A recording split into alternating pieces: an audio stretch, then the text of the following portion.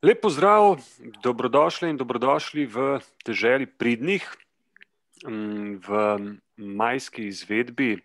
Sicer se ukrepi sproščajo in tehnično gledano bi bilo izvedljivo oziroma možno izvesti naš pogovor tudi v živo, smo pa vendarle še vedno tukaj na Zoomu iz dveh razlogov. Prvi je banalen oziroma logističen, organizacijski, ko se pravila igre spreminjajo tako na hitro, se mi je včasih težko prilagoditi in težko je na hitro reorganizirati vse skupaj in hkrati tudi obvestiti vas, torej publiko, da se narava dogodka spreminja.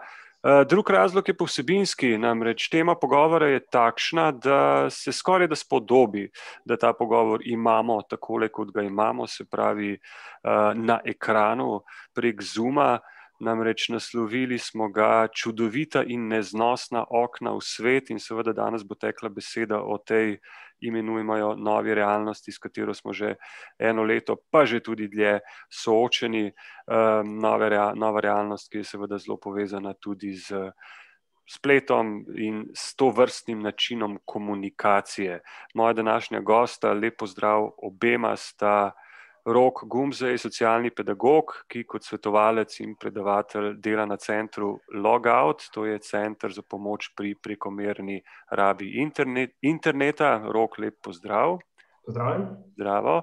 In pa Dan Podjed, raziskovalec pri ZRC SAZU ter na Inovacijsko-razvojnem inštitutu Univerze v Ljubljani in pa izredni profesor na Filozofski fakulteti, kjer kot antropolog počne marsikaj, med drugim pa se tudi raziskovalno posveča razmerju med ljudmi in tehnologijami. Dan, lep pozdrav oziroma dober dan.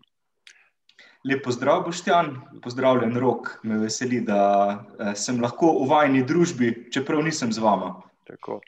Ja, no, sej to je že kar dobro izhodišče za pogovor. Smo skupaj, pa nismo skupaj. Dan, ti si že večkrat v zadnjem letu v različnih intervjujih, člankih, izjavah poudarjal, da je ta realnost, ta, v kateri smo zdaj mi trije, postala tista prava realnost in da je tisto, kar smo še pred kratkim dojemali kot resničnost, v bistvu posnetek tega. Se pravi, da se je to razmerje na nek bizaren način postavilo na glavo. Zdaj, kot rečeno, ukrepi se sproščajo, spet se bomo kaj več videli v živo. Ali to pomeni, da bosta tudi ti dve resničnosti spet zamenjala vlogi? No, zakaj sta zamenjali vlogi, sklepam, torej v tem pandemskem času sklepam predvsem zato, koliko časa preživimo pred zasloni in podatki za lansko leto so šokantni. Lani smo v povprečju preživeli pred zasloni po nekaterih raziskavah 13 ur dnevno. In to je v bistvu pokazatelj, da samo še 3 ure dnevno, če spimo v povprečju 8 ur, vsaj sam se trudim toliko spati, preživimo z drugimi ljudmi onkraj 4 sten in v pogovoru, recimo z fizičnimi ljudmi, ne pa z digitalnimi človečki, kakršna sta vidva. Se vem, da vidva obstajata, mislim, z Boštjanom sva se videla že v živo, z Rokom na neki drugi okrogli mizi, ampak za mene sta vidva dvodimenzionalni biti, tako kot neki avatarji v računalniških igrah in mogoče se spreminjamo v to, pravzaprav postajamo nekakšni avatarji. Ko si vprašal, če bomo šli potem nazaj v tridimenzionalni svet, ja, gotovo bomo šli, saj včasih se tudi sam podam tja, ko grem v trgovino, recimo, in si kdaj gledam naokoli in si rečem, wow, kakšna dobra ločljivost je pa v tej vizualizaciji. Tako da ta zunanji svet v bistvu postaja za nas čedalje bolj virtualen, tole, kar je pa na zaslonih, pa resnično. In tako da tisti izraz virtualna resničnost, jaz mislim, da ga moramo čim prej izbrisati iz besednjaka. Tudi to pojmovanje, da obstajata dva svetova, nek slogan je bil od enega od mobilnih operaterjev, svet ni eden, svetova sta dva, zgrešeno. V bistvu obstaja samo en svet in sta pa vsekakor dva ali celo več prostorov, torej fizični in pa digitalni. Digitalnih prostorov je tudi več in vse to se prepleta med sabo. To, kar govorim zdaj, bo vplivalo mogoče na koga v fizičnem prostoru. Tako da ta pojmovanje, kaj je virtualno, kaj je realno, o tem moramo res v tem času znova premisliti in se po možnosti o tem razmisliti, medtem ko se odklopimo. Pred zaslonom sam zelo težko razmišljam o tem. Se pravi, ključno vprašanje verjetno postaja, ali sploh še razmišljati v parametrih te neke dvojnosti, tega dualizma, tako kot si rekel, virtualno proti realno, oziroma ali je bolj smiselno misliti vse skupaj kot celoto. Ampak omenil si dve zadevi, ki me Rok takoj napeljeta nate. Omenil si čas in omenil si avatarje iz računalniških iger. In Rok, ti v svoji predstavitvi, da tako rečem, se pravi, ko se predstavljaš svetu, nekako izpostavljaš, da si v otroštvu in mladosti zelo veliko časa preživel pri igranju računalniških iger in verjetno morda te je tudi to pripeljalo na center, ki se ukvarja s problemom prekomerne uporabe interneta, ampak nasplošno seveda računalnika in podobnih naprav. Kdaj si, oziroma najprej, kdo ti je povedal, da je tega časa, ki si ga preživel pred ekrani, preveč in kdaj ti je bilo to povedano? Predstavljam si, da tega nisi ugotovil sam. Ponavadi nas morajo na naše odvisnosti in težave opozoriti drugi, ne? Ja, v bistvu moja zgodba je bila takšna, da pred skoraj že 10 let nazaj je bilo eno obdobje, ko sem sam šel čez kar nekaj življenjskih težkih situacij.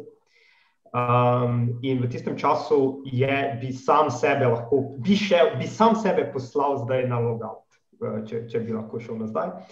Ampak v bistvu sem imel to srečo mogoče, da je okolje nekako samo poskrbelo, da so se te stvari čez leta nekako uredile. In v bistvu sem sam to ugotovil, no, lahko tako rečem. Ampak sam sem to ugotovil šele kasneje, torej ko sem dobil malo zunanjo perspektivo tega mojega življenja in kaj je v bistvu se tu dogajalo, torej ta pobeg stran od nekih stisk in težav v svetu stran od zaslona, bom zdaj rekel, da ne bom te ločitve delal med virtualnim in resničnim. In v bistvu potem šele leta kasneje, ko sem nazaj gledal, sem videl, no, da je to bila v tistem času težava in ja, da bi se lahko poslal zdaj na logout.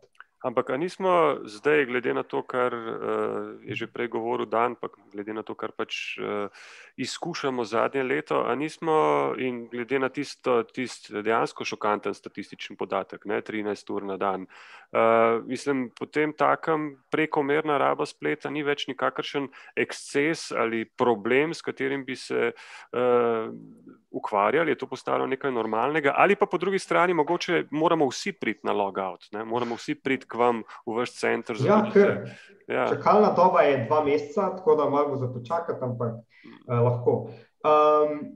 Prekomerni, jaz tudi, na primer, ko izvajam delavnice z mladimi, se sami sebe pogostokrat opišejo kot prekomerni uporabniki. Ne zasvojeni, ampak prekomerni. In če gledamo samo po časovnih priporočilih, kar bi naj bile, na primer, torej za odrasle osebe na dan 2 uri za zabavne vsebine, smo pogostokrat že, večina nas se že lahko najde, pogostokrat ne vedno, v nekih mejah prekomernih uporabnikov, ne? Dan se, mislim, tudi glede na vsak dan, kot ga opisuješ v svoji zadnji knjigi, se zdi, da si seveda tudi ti že primeren kandidat za to, da postaneš uporabnik storitev, da tako rečem, centra logout. Kako si v bistvu, kako ohranjati ob tem tempu, pa ne bom rekel normalno stanje duha, se ne gre za normalno, nenormalno, gre sem za to, kako v bistvu ohranjati neko vsaj spomin na čas, ko so bila ta razmerja drugače razdeljena. Kako tebi to uspeva? Sam sem zdaj bom uporabil ta izraz virtualne svetove, padel razmeroma zgodaj. Pravzaprav sem bil star takrat približno 9 let, ko so mi starši kupili računalnik ZX Spectrum in ga pretihotapili iz tujine, takrat jih pri nas še niso prodajali. Moja prva igra na kaseti je bila Jet Set Willy, taka ploščadna arkadna igra, in od takrat naprej sem preživljal ogromno časa. Takrat še nismo rekli pred zasloni, to so bili v bistvu televizijski zasloni, kamor ste priključili vaše računalnike, in tak televizor sem imel v sobi, zraven je bil ta računalnik in jaz sem preživel potem ure in ure skupaj s prijatelji, tudi pogosto pred ekranom. In včasih se je računalnik tako pregrel, ker ni imel ventilacije kot sodobni računalniki, da smo morali vzeti fen mami in ga hladiti potem, da je še sploh deloval. No, ampak to se je dejansko stopnjevalo potem, ko sem bil približno 20 let in sem dobil PC oziroma ga kupil, osebni računalnik. In spomnim se tega prelomnega trenutka, mogoče, ko sem si rekel, zdaj pa mogoče tega vseeno preveč, ob igranju igre Civilization od Sida Meierja, in sicer 2, sem igral tako vsak dan, zagotovo več kot 10 ur, nek dan, se prav spomnim, sem igral 19 ur neprekinjeno. To pomeni, da sem se zjutraj zbudil, začel igrati to igro in šel spat potem, ne vem, enkrat zjutraj, proti jutru, naslednji dan. Vmes sem šel samo na stranišče, pa naročil sem pico po telefonu, ki so mi jo potem dostavili na dom. Tako da se zelo dobro zavedam, kaj se zgodi, če obtičiš pred ekranom. To je bilo tam v 90-ih letih in zato se ekranov pravzaprav po malem bojim in jih izklapljam. Včeraj sva z ženo namestila našim otrokom na računalnike enega od programov, ki jim omejuje dostop do vsebin.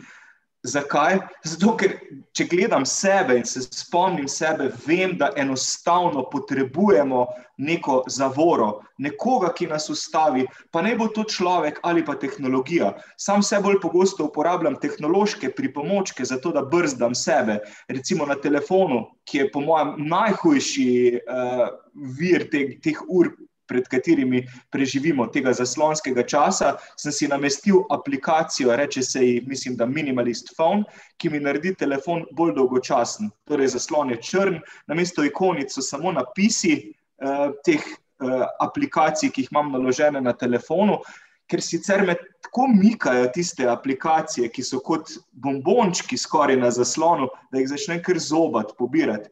Na računalniku, torej na tem računalniku, ki je zdaj pred mano, sem si namestil na Facebooku, recimo, ki ga pogosto sicer pogledam, vtičnik, plugin, ki mi zbriše ta flow, torej tok informacij, ki prihajajo ves čas o tem, kaj drugi počnejo. Namesto tega se mi napiše samo neko modro sporočilo. Recimo, ne vem, prej se mi je napisalo od Jode iz Star Wars, do or do not, there is no try. In na ta način blokiram ves čas sebe, v bistvu se brzdam s tehnologijami. Ali pa ko pišem knjige, ali pa kakršnekoli tekste, si vključim program Cold Turkey, ki mi naredi iz računalnika v bistvu pisalni stroj. Izklopi me od interneta. In zdaj ni bistveno več, oziroma zdaj ni več izziv, kako biti priklopljen. Včasih je bil izziv, kako se priklopiti, potem smo se z modemi priklopili na kable, medtem je mama hotela telefonirati, recimo pa ni mogla zato, ker je bil priklopljen modem. No, zdaj je izziv današnjega časa, kako se odklopiti. Internet je vse prisoten, skoraj. Ne bom rekel, da ga ima seveda vsi, ker dobršen delež populacije na svetu sploh nima dostopa do interneta, ampak recimo v urbanem slovenskem okolju je internet povsod. In glavno vprašanje je, kako se ne priklopiti. Prek telefonov, prek računalnikov, prek drugih naprav. Se pravi, nič več login, ampak log out. Ja, seveda, ko govorimo o realnosti, hitro trčimo pojem skupnosti, ker veliko teh izkušenj, ki ste jih zdaj vidva opisovala, teh zgodnih izkušenj, prva srečanja z računalniki in ja, ta famozni ZX Spectrum, tudi jaz sem ga imel, mi ga nismo hladili s fenom, ampak smo dajali gor take mičkene štamprle, kozarčke hladne vode na ta zgoren del, ki se je pregreval, kar je bilo res zelo neumno, ampak ne vem, kako nam je uspelo, da jih nismo polili. Kakorkoli, to so bila v bistvu, pa tudi tvoj opis, kako si igral igro 19 ur, to je bilo precej samotno početje v resnici, ne? Ok, razen če so prišli prijatelji, pa smo igrali igrice skupaj, ampak še vedno šlo je za neko v bistvu prostorsko omejeno početje name in na stroj, dokler seveda se ne pojavijo tako imenovane virtualne skupnosti, ne? In zdaj Rok, nekje si nekako analiziral enega od teh, bom rekel, mitov oziroma splošno uveljavljenih prepričanj, ki se tičejo virtualnih skupnosti, in sicer, da so virtualne skupnosti samo nadomestek za prave skupnosti, ne? To je res verjetno prepričanje, ki je dosti splošno uveljavljeno, ampak glede na vse, kar je bilo že uvodoma rečeno o teh razlikah in o tem, kako izginjajo te razlike med tako imenovanim virtualnim in fizičnim, verjetno tudi, ko govorimo o skupnostih, to prepričanje ne drži povsem, oziroma stvari niso tako enostavne, da bi šlo samo za nadomestek. Seveda so tu neke razlike. Že samo mediator tu med neko komunikacijo pri virtualnih skupnostih je tehnologija. Posledično so tudi interakcije malo bolj počasne, torej ni to hipno, ker ni neverbalne komunikacije, vseeno so tu neki malo ta lag, če se lahko malo uporabim gamerski izraz. V bistvu je tak pri virtualnih skupnostih.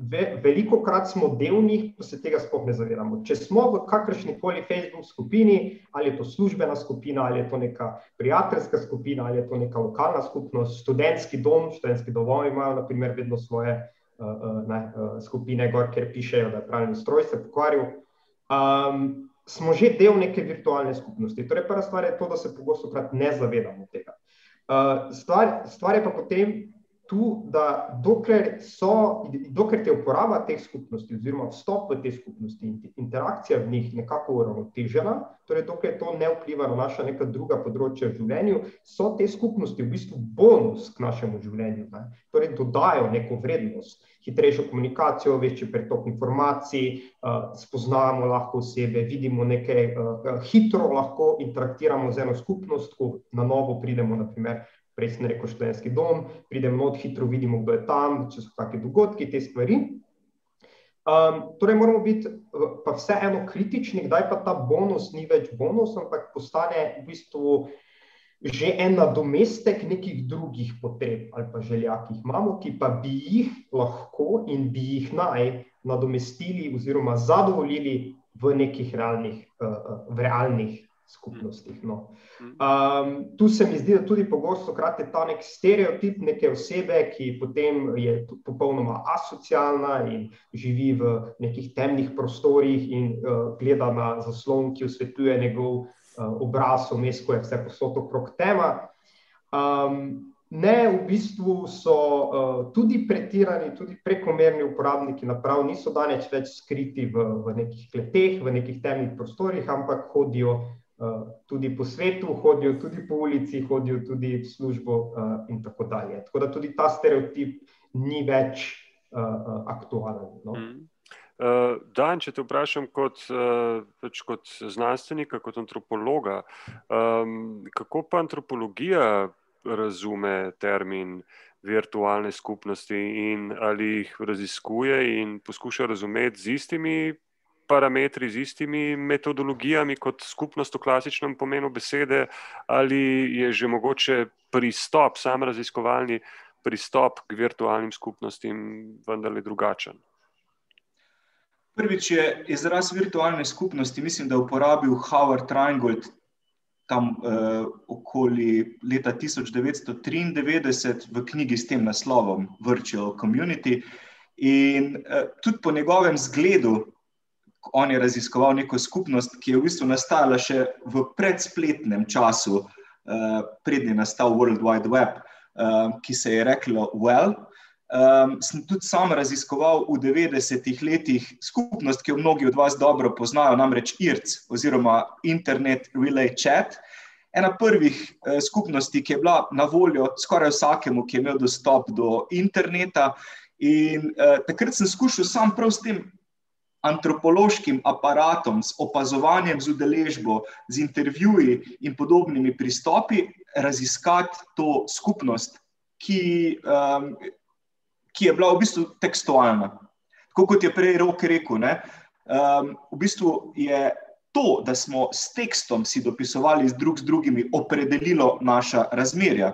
Tako kot nas zdaj recimo opredeljuje Twitter, če ga uporabljata, morate v tistih 280 znakih napisati nekaj udarnega. In že ta omejitev sama, recimo danes sem napisal tako samo sebi se mi zdel res dober tweet, sem ga objavil na Twitterju in dober je v bistvu zato, ker sem moral polovico besed pobrisati potem, ko sem ga napisal. Mogoče zato tudi nekateri politiki ne pišejo več presledka za vejicami, ker take malenkosti na Twitterju očitno niso pomembne, kot je pravopis. Važno je zadeti v živo, ne?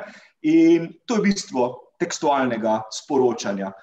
Postopoma pa so se virtualne skupnosti preselile še v druga okolja. Zdaj tudi pojmuje, sam res skušam se tega izraza izogniti in jim pravim digitalne skupnosti. Spoznali smo najprej Second Life, ki so ga tudi antropologi raziskovali. Recimo Tom Boylstorff je raziskoval Second Life, torej tridimenzionalni svet, v katerem se lahko sprehajate s svojim avatarjem in bil tam kot nek lik in raziskoval svet in objavil knjigo z naslovom Coming of Age in Second Life, ki je v bistvu parafraza naslova knjige Margaret Mead, Coming of Age in Samoa. In zdaj, prav v tem času, ko toliko časa preživimo pred zasloni, tudi sam skušam prispevati k temu, da se posodobi antropologija. Kaj je bistvo antropologije? Da si z nekom, being there, torej biti tam z nekom, je bistvo našega pristopa. In zdaj ne vem, ali sem res z vama ali nisem, tu smo nekje vmes, ne? Mislim, jaz vaju ne čutim. Slišim vaju, vidim vajini sliki, vem, da ste si verjetno pospravila svoje ozadje, sklepam zato, ker ne vidim širšega zornega kota, nisem pa tam. Ne voham vaju, ne morem vaju prijeti za roko, ne čutim vaju z vsem telesom. Jaz mislim, da nam vsi ti čuti umanjkajo.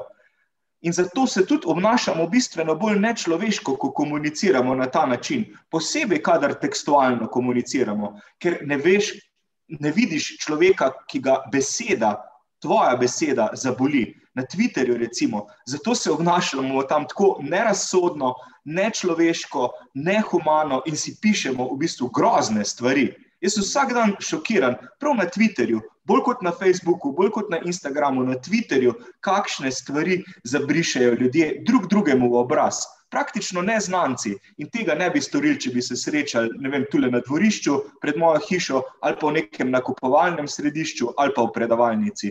Še po Zoomu si ne povemo takih stvari. No, ko sem pri Zoomu, prej je Rok rekel, da ta bitja, ki jim osvetljuje ekran, obraz, mislim, da niso to zgolj tisti, za katere nas je treba skrbeti. Res je. Jaz jim pravim zombi, ta bitja, torej zombi, ki nastajajo zaradi preveč zoomanja in to smo bolj ali manj danes vsi, zaradi tega, ker so tudi delodajalci pa učitelji ugotovili, da se lahko na ta način šolamo, delamo in ta bitja so zdaj vstala iz svojih domov in grejo tudi ven, v svet. Ne? Živi mrliči vstajajo, hodijo naokoli in jih srečujemo vsak dan. In mi je zanimivo, tudi mene osebno, ko se s kom srečam, mene je vse bolj strah fizičnih ljudi. Pač strah me je zaradi okužbe same, zaradi virusa, zaradi te možnosti, da tudi jaz koga okužim, čeprav sem cepljen, ampak mogoče sem še vsem prenašalec virusa. In zaradi tega vzpostavljamo fizično distanco, se res obnašamo tako malce zombijsko, gledamo drug mimo drugega, mogoče pa gledamo drug mimo drugega tudi zaradi načina komuniciranja po Zoomu, ker tudi tu, jaz vaju gledam zdaj v oči, zdaj gledam Boštjana v oči, ampak v bistvu ga ne gledam v oči, ker tvoje oči so tu, kjer je kamera in nismo navajeni gledati v kamero, medtem ko se pogovarjamo. Kar se pa še pogosto zgodi, da začnemo gledati sami vase, ko govorimo. Ne? Zdaj tu maham in gledam sam vase. Tako smo si všeč, tako smo si zanimivi, ker prvič v zgodovini imamo možnost komunicirati na ta način, da gledamo sebe, medtem ko se pogovarjamo z drugimi. To je tisto izjemno fascinantno. Ampak, če te prav razumem, Dan, kar se tiče tebe kot antropologa v tej situaciji, ko raziskuješ, ne, in o tem tudi pišeš, in to zelo veliko zadnje leto, mislim, prav konkretno o tem, kar živimo, metodološko gledano, gre pa tukaj še vedno za opazovanje z udeležbo, za intervju, v bistvu za relativno klasične metode, načine, na katere se lotevaš teh vprašanj, ali vendarle bi rekel, da tudi tukaj antropologija sama doživlja neko mini revolucijo? Ja, s tem, ko nastaja novi človek, pravimo kovidski človek, homo covidensis, nastaja tudi nova antropologija. Omenil si opazovanje z udeležbo, ki je dejansko pomemben, skoraj najpomembnejši sestavni del metode, ki ji pravimo etnografija. In ta nova metoda more vključevati poleg opazovanja z udeležbo še opazovanje brez udeležbe. Jaz zdaj ljudi opazujem, tudi vaju opazujem, gledam Boštjanovo stanovanje, tam si je dal neko rastlino zadej, ima neko podobno plezalko, kot jo imam tudi samo stanovanje, oziroma to lončnico, ki se spušča, slike nekaj povejo tebi, rožnate slušalke, to se mi zdi en tak zanimiv artefakt, pač gledam vaju, ne? Odprla sta mi na široko vrata in okna v svoj dom in tudi sam sem si tu opremil z nekimi umetnimi rastlinami tole sceno. Zakaj? Da zgleda bolj privlačna, zanimiva. Ves čas insceniramo resničnost. Smo se že v preteklosti, seveda. Ampak tukaj, kot razkazujemo domove zdaj, recimo si vidim Roku na hladilnik. To je pisarna. To je pisarna? Ok, hvala, da si mi razložil. Ampak gledam te magnetke. To ni hladilnik, to je tabla. Ne, to ni hladilnik. Žal ni hladilnik, tabla je. Ampak veš, kaj mislim? Pač znašli smo se res v eni nenavadni situaciji. Smo zelo daleč in hkrati smo si izjemno blizu. In jaz mislim, da se nikoli še nismo toliko razkazovali in toliko razkazovali svoje zasebnosti, kot to počnemo zdaj. In to je antropološko izjemno pomemben trenutek. Mislim, še bolj pomemben pa je za tiste, ki vzpostavljajo omrežja, ki nas ves čas gledajo. Google, Facebook, Twitter, Amazon in drugi, ki ravno tako vidijo v naše domove. In koncept zasebnosti ta hip izginja. In to je tisto, kar me najbolj skrbi z antropološkega zornega kota. Zdaj, ok, zanimivo se mi zdel ta tvoj lapsus, kako si zdaj začel razpredati o Rokovem hladilniku, pa se je izkazalo, da ni doma, ne, se pravi, tvoja predpostavka je bila napačna in da to ni hladilnik, ampak ne vem, tabla z magnetki in tako. Skratka, hočem reči, da in tako kot sem jaz pregledal tiste tvoje rože in bil prepričan, da so seveda prave, ne. Ogromno laži je tukaj v resnici, ne. Aha, menjava kadra, dobro. Ogromno, internet je tudi prostor, ki mi... Aha, zdaj smo dobili koliko stopinj? Cirka 90 stopinski vpogled v mojo realnost. Dobro, jaz ostajam pri tem svojem, koliko je to 30, 35. Ampak Rok, ta moment se mi zdi tudi tukaj pomemben, da po eni strani res, kot je rekel Dan, razgaljamo se, ne, kažemo si svoja stanovanja, hkrati pa ves čas tudi igramo, ves čas se tudi lahko se delamo, da smo nekaj, kar nismo, lahko pač insceniram svoje ozadje na način, kot mi paše, lahko se pač prezentiram drugače, oziroma prezentiram na tak način, kot bi si seveda želel, da me drugi vidijo. Kako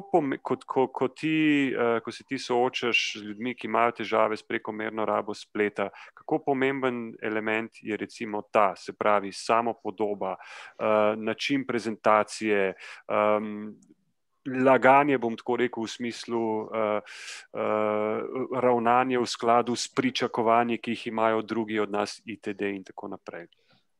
Tu pogosto gre torej za en FOMO. FOMO stoji za fear of missing out, torej en strah, ena anksioznost, da je nekaj tam zunaj se dogaja, nekaj je tam zunaj in jaz nisem del tega in jaz to zamujam. in me je strah, da mi jaz to zamudil. In da na današnjih družbenih omrežjih, ko ljudje predstavljajo ene zelo zanimive verzije sebe, torej na plaži sem, pa družim se, pa fajn je, pa smejim se, pa vse je v redu. Vse je v redu. V mojem življenju, in jaz to gledam, vmes, ko sedim doma, na svoji postelji, zunaj je dež, pada dež, starši se, na primer, prepirajo, v šoli mi ne gre dobro in vidim ta življenja drugih, kjer je pa vse ok in vse je perfektno in vse je lepo. In to povzroča ta neki občutek, da je tam zunaj eno življenje, to navidezno, to nekaj, kar je v bistvu ustvarjeno, česar jaz nimam in jaz to zamujam. Tega dela življenja jaz ne bom doživel in ne bom prišel do njega. To potem v nas povzroča en kup dvoma, en slabšo samopodobo, lahko pride tudi do večjega nezadovoljstva življenjem. Študije kažejo, da povečana raba naprav pomeni povečan občutek tega FOMO-ta, torej tega strahu, da nekaj zamujam. Ta strah, da pa nekaj zamujam, pa potem seveda prinaša en kup drugih težav tukaj mentalnih. Tudi v zadnjih 10 letih imamo eksponentno rast nekaterih, eksponentno, zelo visoko rast nekih nespečnosti, anksioznosti, strahov, samopoškodb in tako dalje. Tako da pri nas konkretno, kako to poskušamo naslavljati, malo je, da osredotočimo pozornost. Prej smo rekli, ne, čas, da je ena komponenta, ki kaže na to, da je mogoče oseba preveč časa oziroma preveč vpeta v neko življenje preko zaslona, ampak tudi tu je ena pozornost, v bistvu, kam jaz polagam pozornost, na kaj sem jaz pozoren v svojem življenju. Pa sem pozoren na stvari, ki se dogajajo preko spleta, nekje tam daleč, ali pa v tem cyberspaceu, torej nekje v tem navideznem svetu nad nami, ali sem pozoren na stvari, ki se dogajajo v mojem domu, v moji neposredni bližini, nekaj, kar se dogaja v mojem vsakdanu, v moji okolici, na moji šoli, te stvari. Torej, da tudi pozornost poskušamo preusmeriti, ne torej samo znižati čas, ampak tudi pozornost bolj na te stvari, ki pa so v mojem življenju in nad katerimi imam potem posledično tudi nek nadzor lahko. In potem tu poskušamo uvesti minimalne, počasne spremembe, zato da pride tudi do tistih večjih notranjih sprememb. Ok, omenil si fear of missing out, ne? Kot problem seveda družbenih omrežij pa nasplošno udeležbe na internetu, ampak po drugi strani pa so ravno družbena omrežja lahko tudi, oziroma ne lahko, so tudi prostor, kjer se jaz ves čas potrjujem, ne?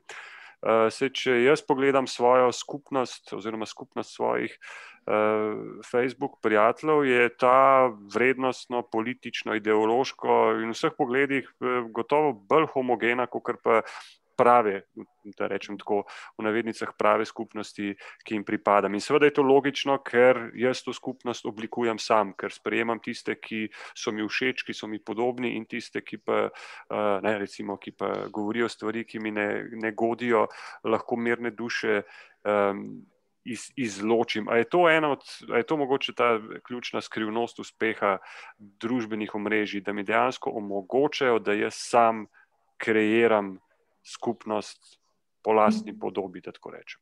Tu je vprašanje, koliko jo res sam formuliraš. Ne? Zdi se nam, da jo sami formuliramo, ampak mi moramo razumeti, da zadaj so tu podjetja z bizarno visokimi dobički in sredstvi, ki oblikujejo te stvari na način, da izrabijo ene naše osnovne načine, kako naši možgani delujejo, da nas pri uporabi pridržijo.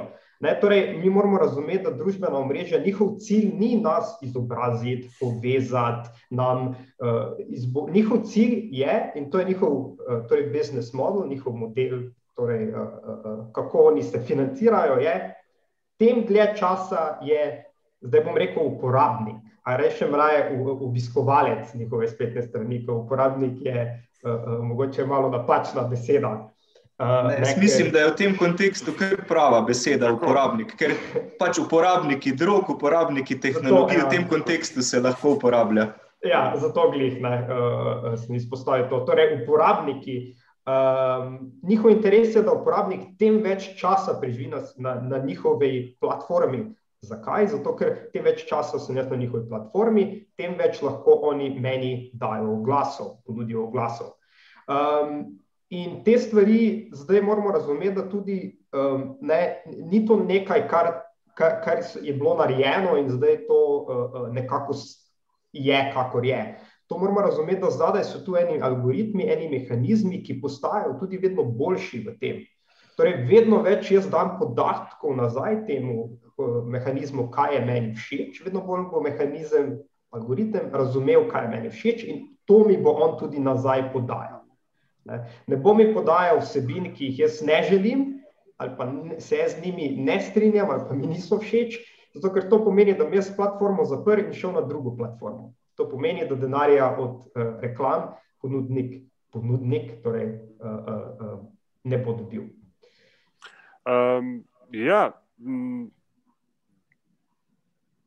Dan, v enem svojih tekstov praviš, da smo obtičali kot družba in sicer uporabiš besedno zvezo tako zelo slikovito, da smo obtičali v lepljivi godlji. A je vse to, o čemer se pogovarjamo in o čemer je zdaj govoril tudi Rok, se pravi, da smo vsi po spisku že uporabniki, ne, v vseh pomenih besede, tudi v tistem, ki si ga ti malo prej izpostavil. Je tudi to znak tega, da te lepljive godlje oziroma eden ključnih elementov njene lepljivosti. Kakšna je ta lepljiva godlja, no, v kateri tičimo? Ne vem, kje si ta izraz, oziroma zakaj si se obesil ali pa nalepil prav za ta izraz lepljiva godlja. Ker je lepljiv, zato sem se nalepil na njo. Zdajle me je spomnil, ker sem tudi pred leti sem raziskoval opazovalce ptic, torej opazoval sem tiste, ki opazujejo ptice, in ena od metod, kako so včasih opazovali ptice, je bilo na limanice, tako da so na palice namestili tako lepljivo snov in so se ptice potem nalepile in je potem tisti, ki je ptice opazoval, jih lahko od blizu pogledal. In mislim, da smo v podobni situaciji. Padli smo dobesedno na limanice, na finto. In to je ta lepljiva godla, iz katere ne moremo ven. Če si predstavljate, kot da se, ne vem, kot da je na tleh nek asfalt, svež asfalt ali pa neko lepilo, po katerem hodimo, sicer hodimo ali pa imamo občutek, da se premikamo, a dejansko ne pridemo nikamor. In zakaj smo se tu zataknili v tem tekstu, ki je sicer še neobjavljen, pa izide v kratkem, mislim, da med drugim zaradi tega, ker smo tako očarani z lastno podobo. Zdaj si moramo predstavljati, zakaj pride ptica na to limanico. Nekaj jo k temu privabi, bodi si zvok, bodi si kaka hrana, ki jo nastavimo pticam, nas pa je privabila lastna podoba. Jaz mislim, da smo tako obsedeni s to lastno podobo, da živimo v izjemno egocentričnem obdobju, zaradi tega, ker nas omrežja sama potiskajo v to. To je tista glavna finta. To je, da sem jaz vedno v središču. Mislim, da je bilo leta 2005, ko je na naslovnici revije Time išla samo ena beseda, you, torej vi. In ta naslovnica revije Time je bila izjemno zgovorna. Tam je bilo v bistvu bila je narejena tako kot neko ogledalo, v katero ste se pogledali, neka aluminijasta folija je bila čez nalepljena, čez pa beseda you, ker tam revija Time razglasi vsako leto osebnost leta. Bodisi so to kaki predsedniki ali pa kaki, ne vem, raziskovalci, politiki ponavadi. No, tisto leto ste bili pa to vi. In to je bil prav začetek tega novega časa, prelomen trenutek v zgodovini, ko niso več važni drugi, vi ste važni. In tja vas vedno potiskajo omrežja. Ko si prej rekel, Boštjan, s kom smo vse povezani na omrežjih, z tisoči, mogoče celo 10.000 ljudi, ampak samo en človek v vašem omrežju je, ki je povezan z vsemi. Ti. Ja, ti. In te povezave vodijo vedno k nam in ko se gledamo, ko se pogovarjamo z drugimi, gledamo spet sebe. Tako da sploh ne moremo spregledati sebe in zato smo tu noter, ker pilimo svojo podobo in skušamo izbrati čim boljšo profilno sliko, ki pritegne več pozornosti. Skušamo imeti čim bolj udarne izjave na Twitterju, da smo spet mi v centru pozornosti, take, ki jih bodo drugi delili.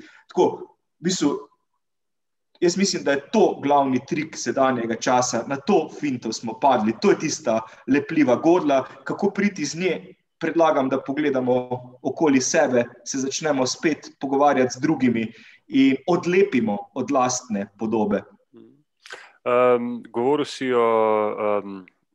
prej že o tem, kako neznosno preprosto je biti nesramen, recimo na Twitterju, ne? Kako je nesramnost poceni v tem digitalnem svetu, da ne bom rekel virtualnem. Zdaj, da bi jaz enega od dvaju začel zmerjati in rekel, ne vem, Rok je idiot, ne, v tej Zoom situaciji je to skoraj kot da bi rekel v živo, ne, je kar, bi zahtevalo od mene kar precej neke jeze, ne, res bi moral biti konkretno besen za to, da bi tukaj to rekel. Da bi kaj takega napisal pod tvoj komentar ali pa tvojo objavo na Facebooku je že precej lažje, ne. Če pa to počnem kot nekdo anonimni in da ti sploh ne veš, kdo sem, pa to lahko naredim čisto za šalo oziroma čisto za brez veze, brez kakršnekoli resnične emocionalnega razloga. Ne? Skratka, nesramnost je poceni in tudi nasilje je poceni. Nasilje je eno od področij, Rok, s katerim se ti ukvarjaš, ne? Problem spletnega nasilja. A je to tudi en od simptomov te lepljive godlje, o kateri govori Dan? In a je tudi povezan s tem, da je tako preprosto biti nesramen, dlje kot je nekdo od mene, ne? Zagotovo. Jaz sem vedno, ko imamo tudi delavnice za mladostnike in imamo tudi debato na to temo, sem vedno šokiran, koliko je to spletno nasilje, zmerjanje, komentarji, neprimerne vsebine, koliko je to na spletu v bistvu normalizirano.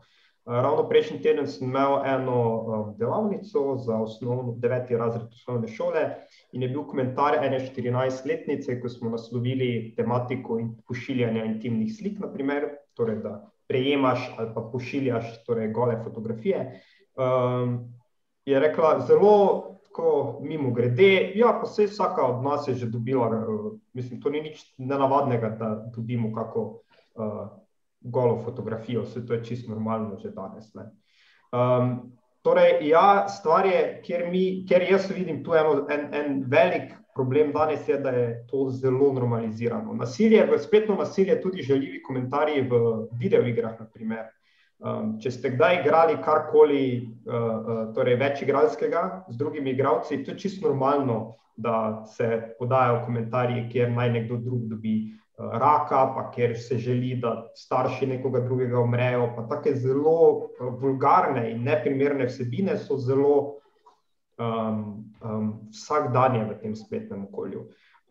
Mi smo zato tudi, imamo posebej program na našem centru Log Out and Speak Out, ki se ukvarja posebej z žrtvami, z žrtvami spletnega nasilja, kar je danes že v zelo veliko različnih barvah, temu lahko rečem, prihaja. In stvar je tudi v tem, da ne le, da je zelo normalizirano pri mlajši generaciji, pri starejši generaciji, torej pri starših in učiteljih, pa so te stvari zelo nepoznane. Vzete zelo, mogoče prevečkrat zelo podcenjene, torej ne dovolj resno, kot se to je tam nekje. To se tam nekje dogaja, to se nas ne tiče, to je tisti drugi svet, ne, smo spet pri tej debati. Čeprav imajo ti komentarji in te vsebine na spletu potem zelo realen vpliv na življenje tega posameznika, ki jih prejme. Mogoče, kaj mislite, to je mogoče tudi eno tako vprašanje, s katerim bi bilo smiselno zaključiti. Začeli smo s tem, ali je sploh še smiselno razmišljati skozi prizmo te dvojnosti. A ni ravno področje nasilja tisto, kjer se je mogoče pametno ravno tej dvojnosti začeti izogibati. Se pravi, da ne govorimo samo o tem, spletno nasilje lahko povzroči, ponavadi celo rečemo, lahko povzroči tudi realno nasilje, ampak da tukaj preprosto rečemo nasilje, pika, in da nehamo delati to distinkcijo, ker mogoče tudi z njeno pomočjo normaliziramo to, kar se dogaja na spletu, kako vidva gledata na to področje. Mogoče Danče, še ti poveš. No, jaz mislim, da kar se je izkazalo tudi med Trumpovo vladavino v ZDA, se to nasilniško vedenje, bullying, kot temu rečejo v angleškem jeziku, nekako cedi od vrha navzdol. In če se vodilna politična figura v ZDA obnaša tako, se začnejo obnašati tudi tisti, ki jo gledajo in poslušajo. In zato mislim, da bi se morali tako pri nas kot v tujini ti velmožje, velžene, velikaši, ki imajo ogromno sledilcev pogosto, obnašati tako, tudi na spletu, v tekstualnem komuniciranju, da so drugim za zgled, in vedno obnašati na tak način, držati se tega zlatega pravila, ne stori drugemu tistega, česar ne želiš, da bi drugi storil tebi. Zelo preprosto. Komunicirati na tak način, da je človeški in da zbližuje ljudi, ne pa da jih cepi. Razumem pa, zakaj politiki to počnejo, ker če ne bojo šli skoraj do roba ali pa malce čez rob, jih ne bo nihče opazil v poplavi sporočil. Ampak kam to vodi? To vodi v razcepe, v ekstreme, v še večje družbene delitve.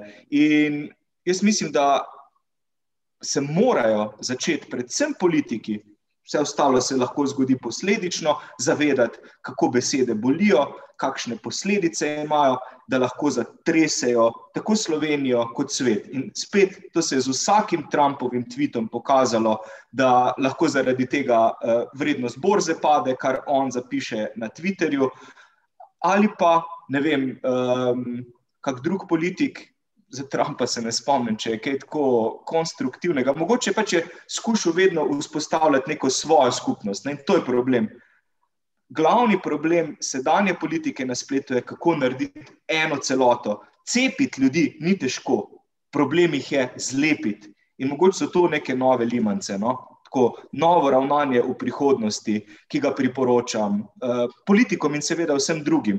Poskušajte biti konstruktivni in poskušajte presegati meje med temi informacijskimi mehurčki, v katerih živimo. Poskušajte na drugi strani poiskati nekaj pozitivnega in koga kdaj tudi pohvaliti. Jaz mislim, da nam predvsem tega manjka.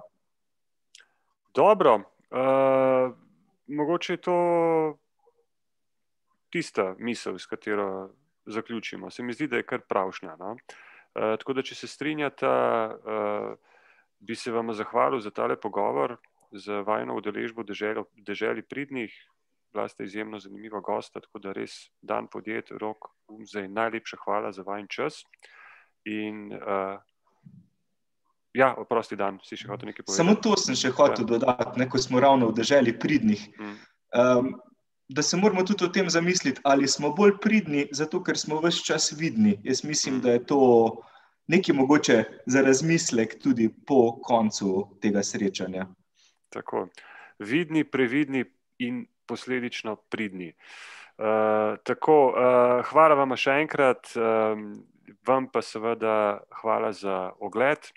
In ostanite z Deželo pridnih, junija se še družimo, potem pa pride poletje se pa junija družimo v živo, tako da evo, se bomo lahko, tako kot je Dan prej rekel, tudi povohali, potipali in nasplošno začutili kot živa bitja.